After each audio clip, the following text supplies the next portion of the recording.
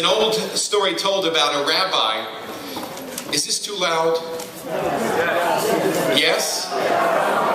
Who says yes? Who says no? Well, this is a wonderful segue to the joke I want to tell. There's a story about a rabbi who comes to a synagogue, begins serving as rabbi there, and the first week comes Shabbat and he says, now we come congregation to the Shema.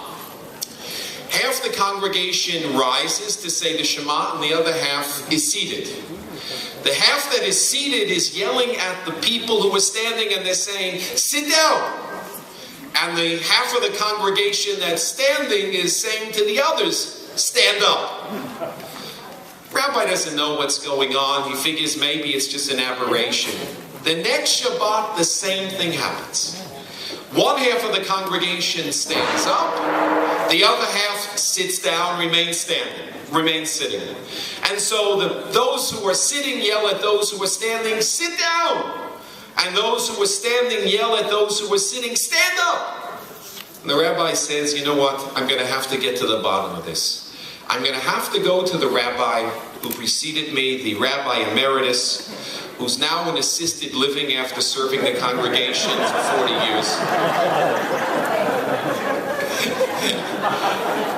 And he asked him this question. He says, Rabbi, if you have any memory left at this point, here's my question.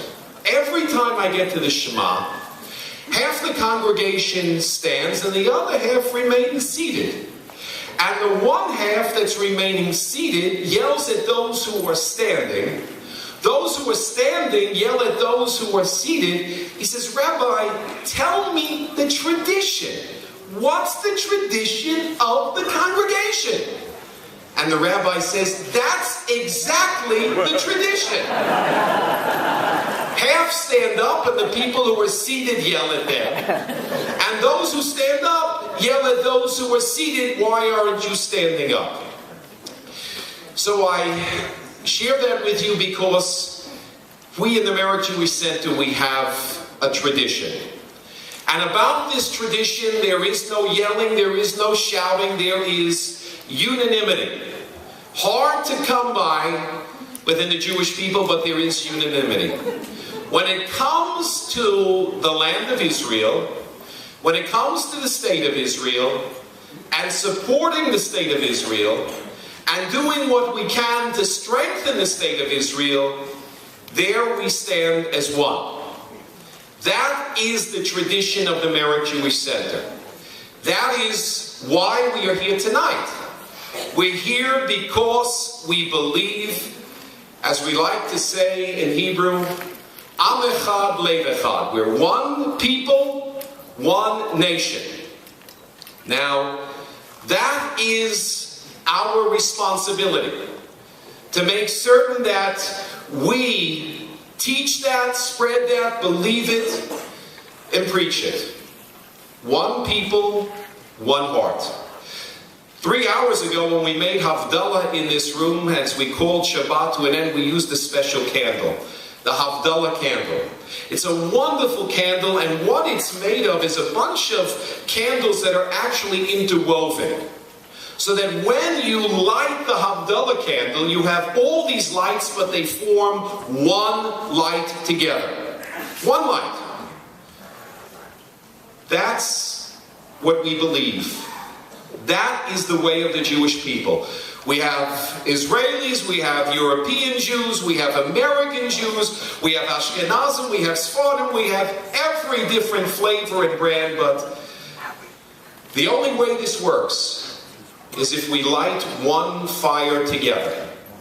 One powerful fire together that ensures the future of the state of Israel and the future of the people of Israel and the Jewish people.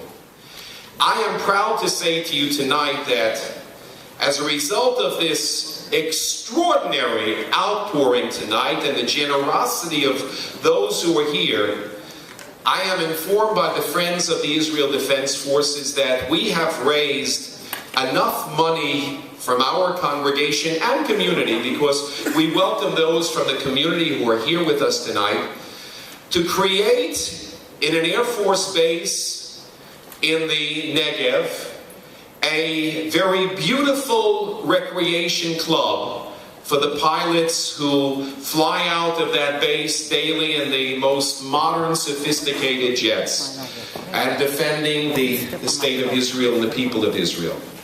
So we will hopefully, I think it's wonderful. Give yourself a round of applause.